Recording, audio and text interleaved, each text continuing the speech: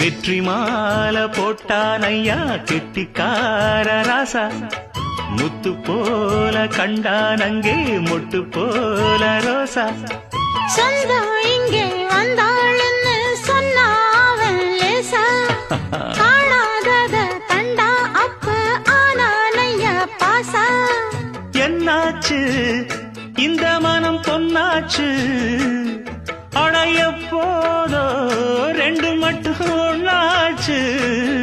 கடவாயா மச்சானே யோகா இப்போ உண்டாச்சு.